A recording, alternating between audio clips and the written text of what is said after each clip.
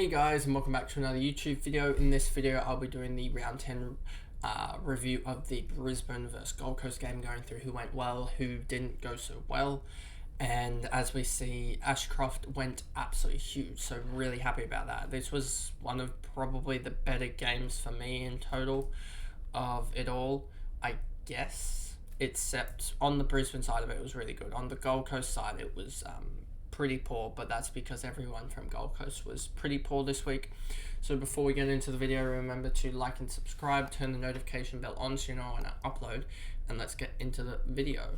So as you can see here, Hugh McCluggage 128, not really expecting much from him, to be honest with you, and first ton of the year for him, so wouldn't pick him up. Then you got ASHCROFT here, still highly owned, I'm pretty sure. If we move here, he's now on my M7 spots, is 69.5% owned, so I think a lot of people would have traded him out, etc.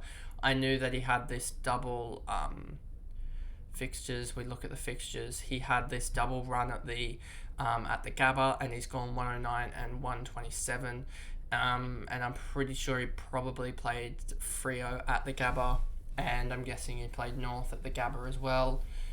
I'm pretty sure he's played a lot of his best games all at the Gabba, because that seems to be the trend that he's going on at the moment. But we'll move on as I look up where Brisbane have played. No, I don't want that. And then we go to Dunkley here, 125, absolutely huge. So yeah, he's just returning the favour, I guess, of owning him. And so anyone who doesn't own him will be pretty, I guess, disappointed, because he's starting to heat up. And I mean, he's averaging, I think, like 110 or so. What's he averaging? 106 now, so that's been really good. And a 128 last three, 120, 117 last five, so he's been absolutely huge in the last five.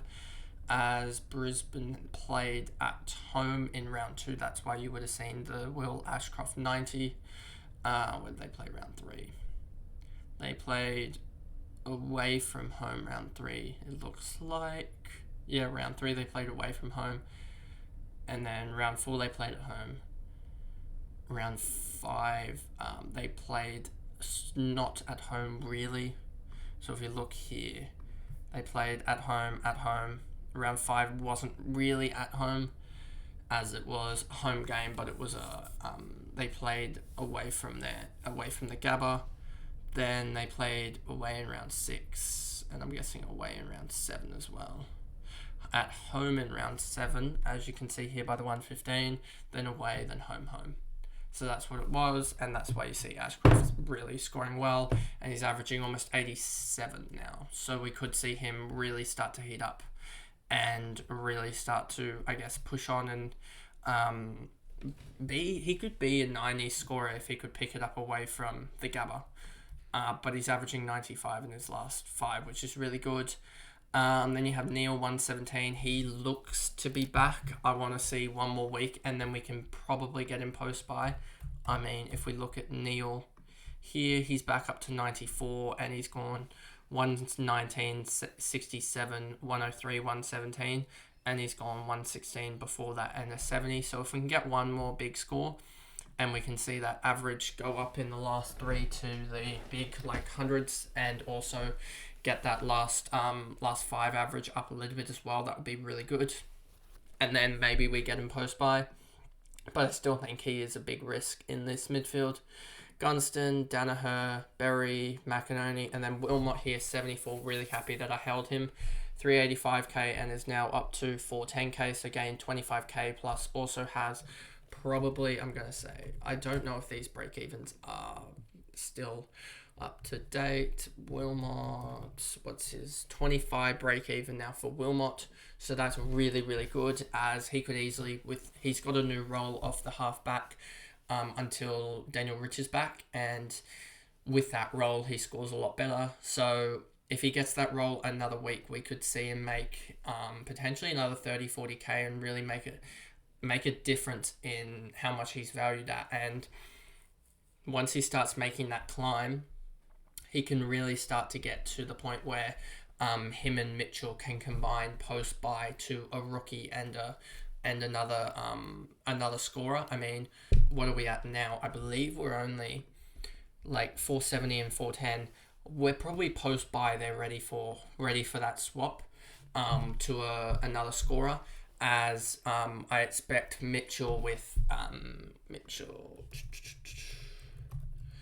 got a break even of 14, and if he gets another week of scoring well, he'll go up another 50k. So he might be, if his scoring is as good as it's going at the moment, he could easily be 600k post bye, and Wilmot could easily be almost 500k if he still gets the role.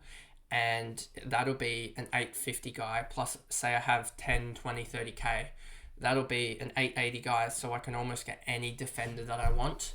And that'll be basically my team complete, as I'll have Wardlaw and Aikens left. And by that time also you'll have Harry Sharp that I can combine with Wardlaw. When Wardlaw, he'll have another 4 or so games, and he's got a break even of... Where is Wardlaw? Of 6 at the moment. I mean, we've got also McAndrew here at -2, and Harry Sharp at 5. So if Harry Sharp gets another good game, it was annoying to see him subbed out on 52. It was, but if he gets another run of it, even just 3 quarters, and scores 50 again another week, then he can push towards that 400k, and him and Wardlaw can combine to get up to another premium or another 700k guy, and then I can really push from there, as I'm hoping to have finished my team and have 22 premium guys by round 16 or so. I think is around the round that I want to get it in.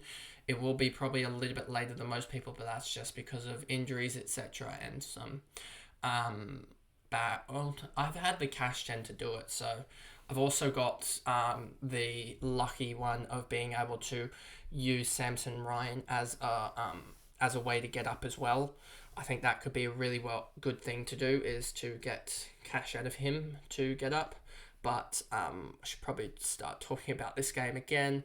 So really good about Wilmot, and really good about Sharp just getting to 52. If he had actually played out the game, he probably would have ended up around 70 odd, and that would have got him up to 350 already and kept his -6 or 7 break even, and that would have really helped him to generate even more cash in the coming weeks. But I guess a 52 is enough for me as a rookie, just gaining cash.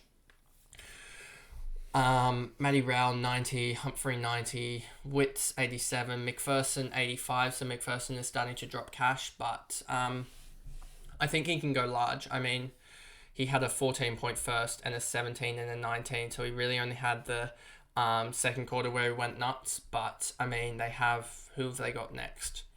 They've got Western Bulldogs next, and then they've got Adelaide at the same ground up in Darwin. So I believe it's up at Darwin, or somewhere in the Northern Territory.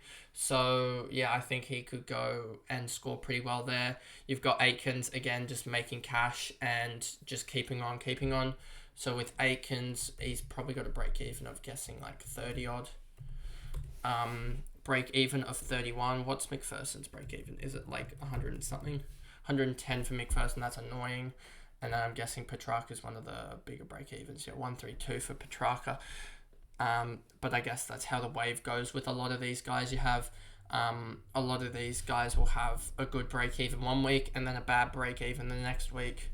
So yeah, I think it was even just a week or two ago, I had all guys under, I think, about a break even of 110 or so, whereas now I think I have 4 or 5 guys over 110, 115. But I guess that's the way it goes. Aikens, then Fiorini and 80, so he's done alright for people, but hasn't really generated the cash needed. Well, I guess he actually hasn't done well, has he, at all? If we look at Fiorini, he's up to 644k, but he has gone 89, 65, 80 for people who brought him in, so very much a trap.